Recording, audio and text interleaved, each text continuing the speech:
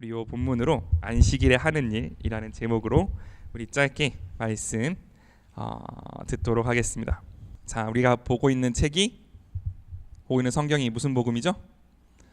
누가복음입니다. 누가복음은 누가가 썼겠죠? 그 당시 사람들은 이제 그 어떤 책을 쓸 때 뭐를 중요하게 생각했냐면 내가 생각하고 내가 의도하는 바를 정확하게 전달할 수 있는가, 이거를 가장 중요하게 생각하고 책을 썼습니다. 편지를 썼죠. 그렇기 때문에 누가는 그 예수님이 하셨던 일을 비슷한 일들끼리 묶어둔 것을 볼 수 있어요. 그러니까 그 앞에는 바리새파 사람들과의 어떤 논쟁, 그리고 병 고침, 그리고 말씀 선포를 하나로 묶어놨다면 지금은 이제 안식일에 관한 예수님께서 행하셨던 여러 일들 중에서 안식일에 관한 걸 하나로 묶어놨다고 볼 수 있겠죠.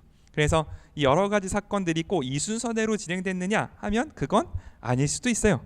그렇기 때문에 그 누가가 어떤 의도를 가지고 예수님의 여러 가지 일화들, 예수님이 하신 많은 일들을 어떻게 모아서 어떻게 배치했는가, 이제 그거를 보는 게 우리가 누가복음을 보는 누가가 이 성경을 쓴 의도를 이해할 수 있는 어떤 중요한 일이라고 볼 수 있습니다.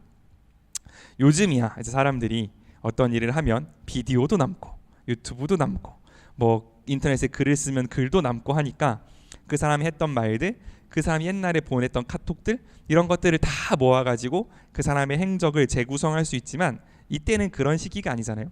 이때는 어떤 사람이 그 사람이 한 말을 듣고 기억하고 있던 거, 혹은 다른 사람이 그 사람의 말을 듣고 변화된 내용들, 이제 이런 것들을 모아서 예수님이 어떤 말씀하셨는지, 예수님이 무슨 일을 하셨는지에 대해서 썼기 때문에 이 누가는 의도적으로 맨 앞에는 예수님의 탄생, 그 다음에 예수님의 어떤 능력 받으심, 그 다음에 그 능력을 받으셔서 무엇을 하냐면 말씀을 전하시고 병든 자를 고쳐주시고 귀신을 쫓아내셨는데, 거기에 대해서 구체적으로 어떤 것들이 이루어지냐면 이전에 이스라엘 사람들을 묶고 있었던 바리새파와 율법들, 그리고 오늘 안식일 이르기까지 예수님이 자신이 하나님께 받은 성령의 능력으로 말미암아 항상 새로운 것들을 제시하고 계시다라는 걸 우리가 좀 볼 수 있으면 좋겠습니다.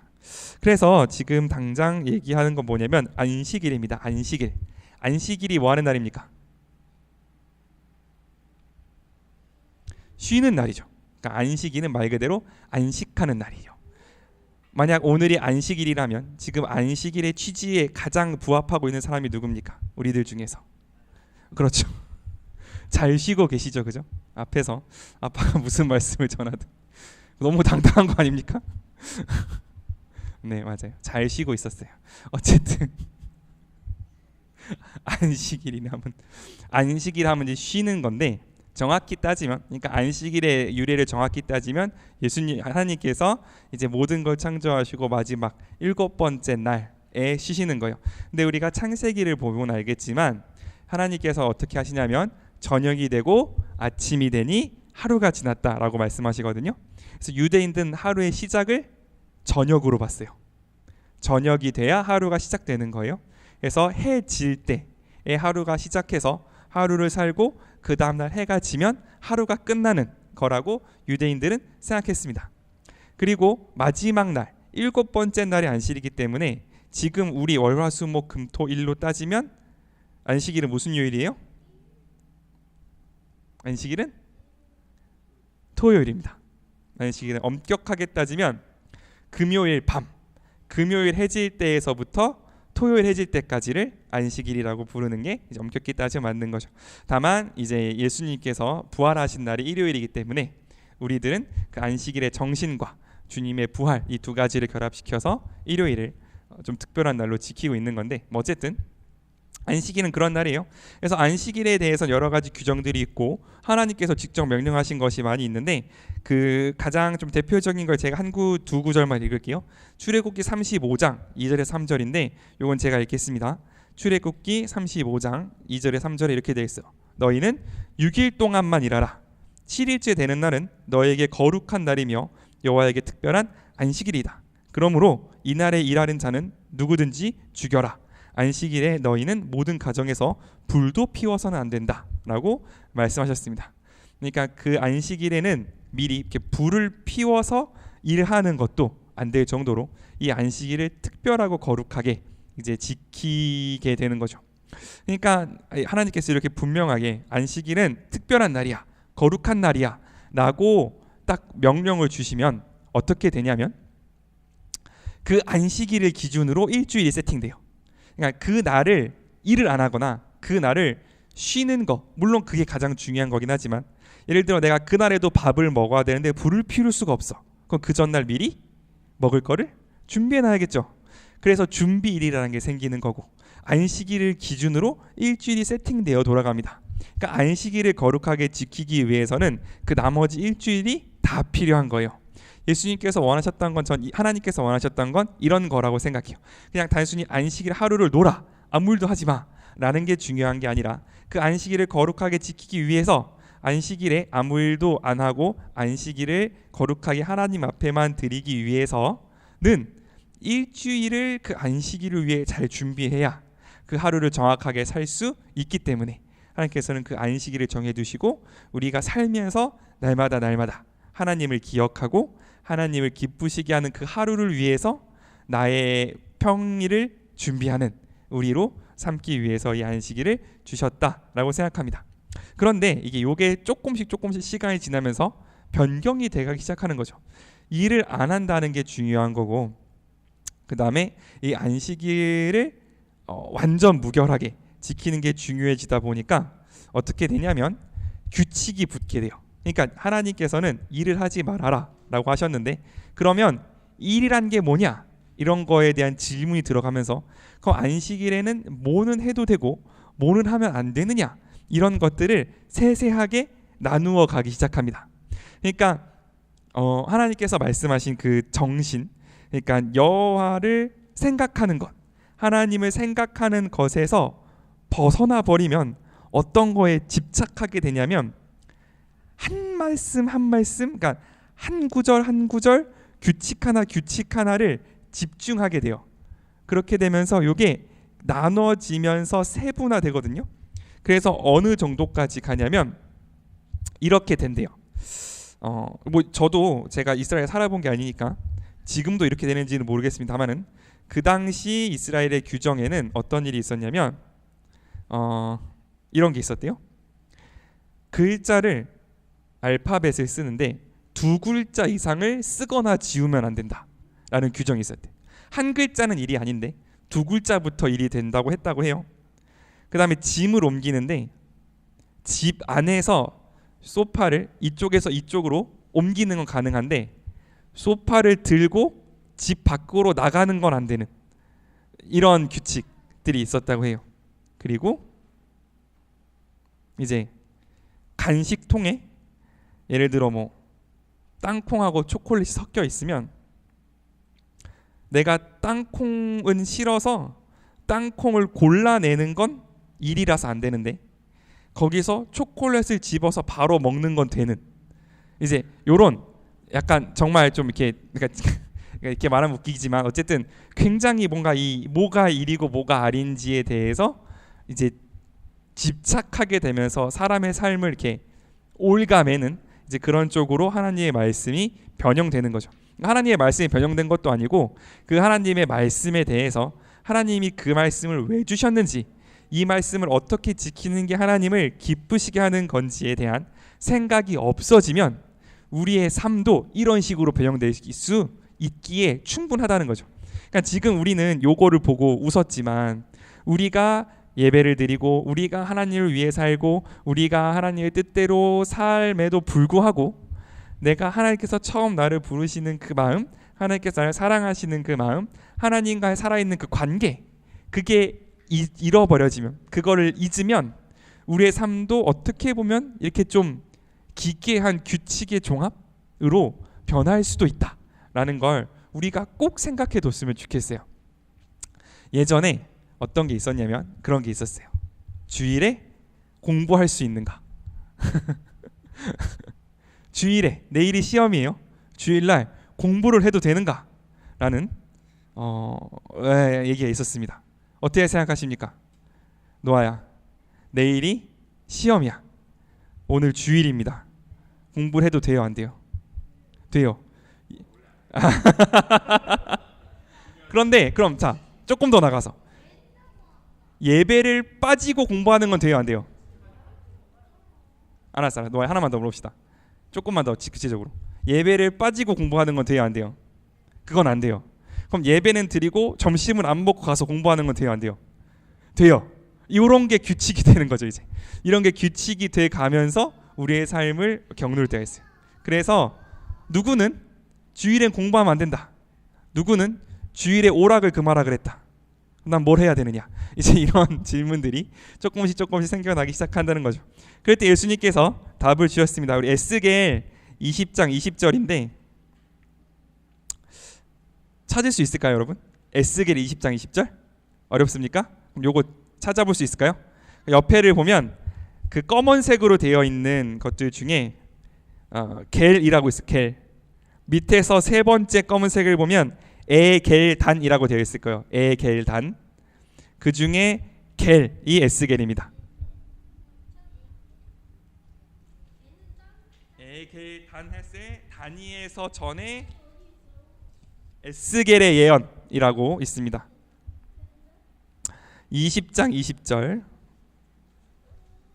자, 20장 20절이니까 제가 636쪽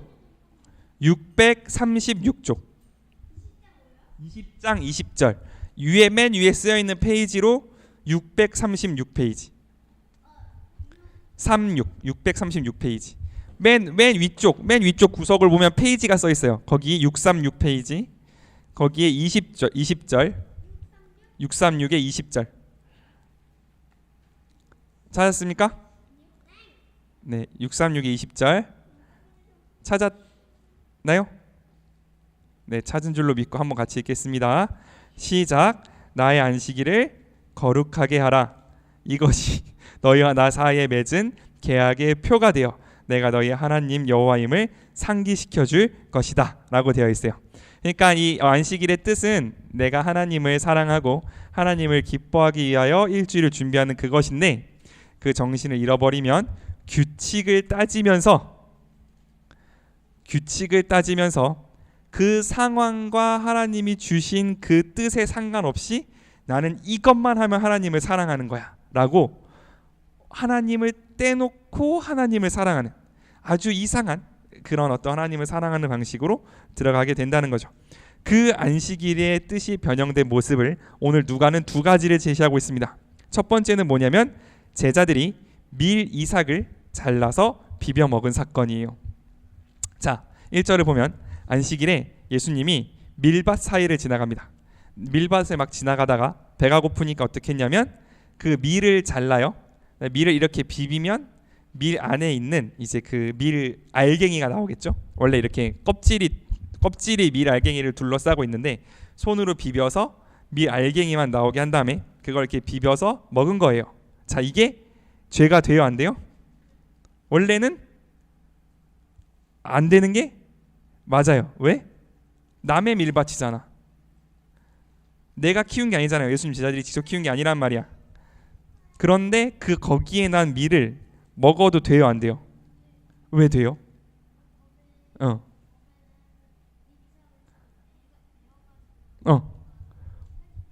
정확합니다. 정확히 잘 알고 있어요. 율법에 뭐라 그랬냐면 낫을 대는 건 안 돼요. 그러니까 남의 밀밭에 들어가서 도구를 가지고 밀을 이만큼 수거해 오는 건 당연히 범죄인데 그거 말고 아까 노아가 말한 것처럼 배고파서 밀을 어느 정도 내 손으로 비벼 먹는 거는 율법을 범하는 범죄를 범하는 게 아니에요. 그러면 이 사람들은 왜 시비를 걸었냐면 안식일에 일을 했다는 거예요. 안식일에 이 사람이 한 일이 뭐냐면 밀을 잡아서 비빈 거. 너 일했다. 그러므로 너는 죄인이다 라고 말하는 게 이 당시 사람들의 정죄였어요. 그러니까 이상하잖아요. 이상한 거지.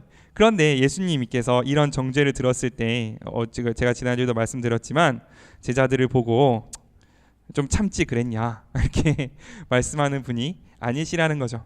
예수님은 제자들의 모자람 혹은 제자들의 어떤 그런 것 때문에 예수님이 공격받는다고 해서 한 번도 제자들을 탓하신 적이 없으세요.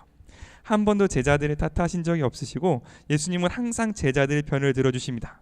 그때 예수님께서 하셨던 내용이 이거였어요. 다윗이 자기 일행과 함께 배가 고팠을 때 한 일을 읽어보지 못했느냐?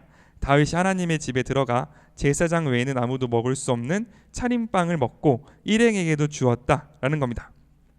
이 이야기는 그냥 간단하게 이야기하면 이런 거예요.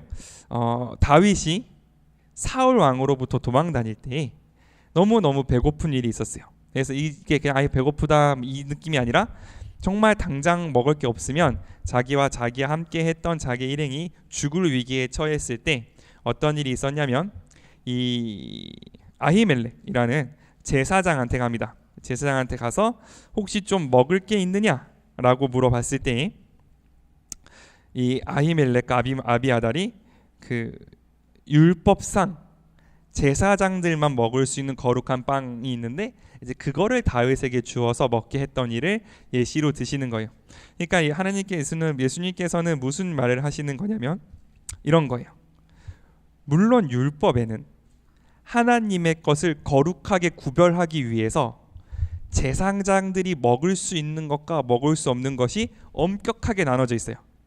그러니까 하나님한테 소를 한 마리 드려도 어느 부분은 잘라서 어느 부분은 태워서 없애야 되고 어느 부분은 하나님께 드려야 되고 어느 부분은 잘 갈무리해서 제사장들이 먹을 수 있는지가 엄격하게 구별되어 있고 빵도 마찬가지로 어떻게 만들어야 하나님께 드린 것이 되고 그게 제사장들의 것이 되는지가 구별되어 있습니다.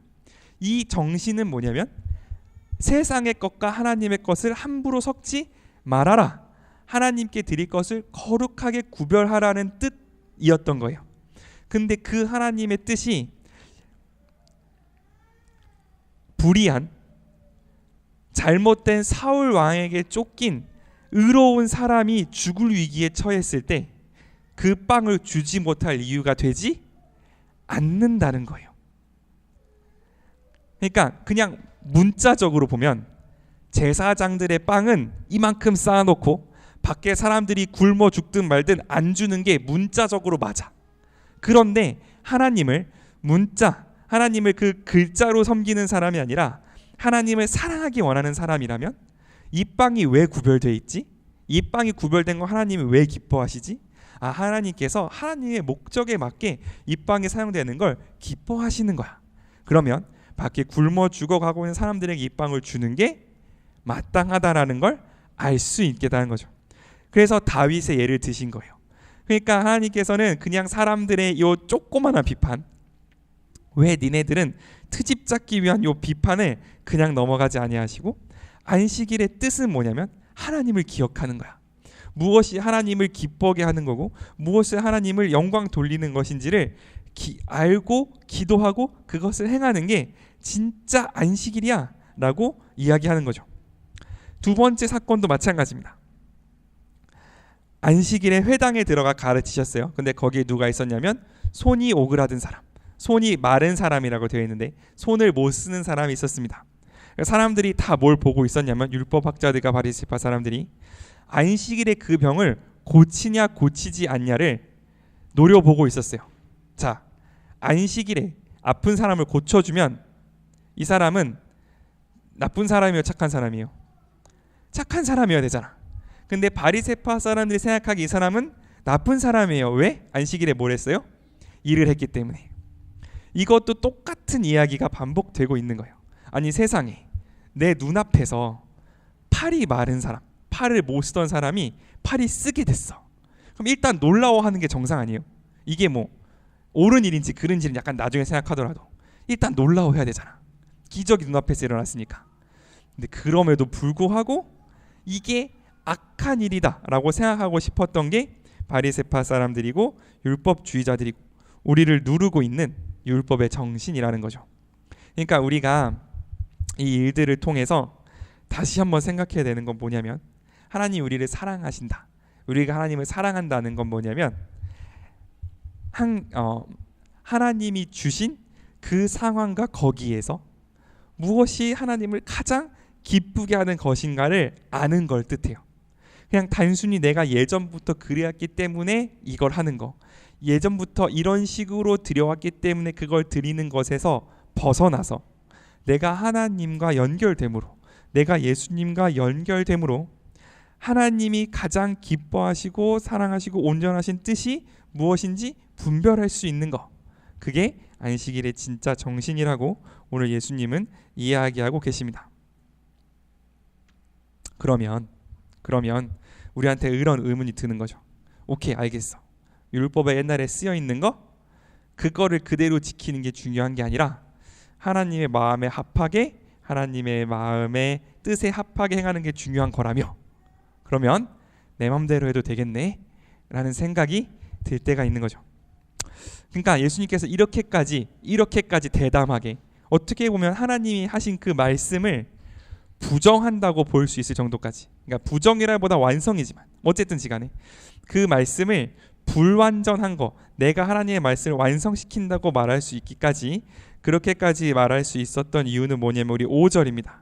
우리 누가복음 6장 5절 한번 같이 읽겠습니다. 누가복음 6장 5절 같이 읽겠습니다. 시작. 그리고서 예수님은 나는 바로 안식일의 주인이다 하고 말씀하셨다. 예수님이 안식일의 주인이 되기 위해 하신 일이 뭐예요?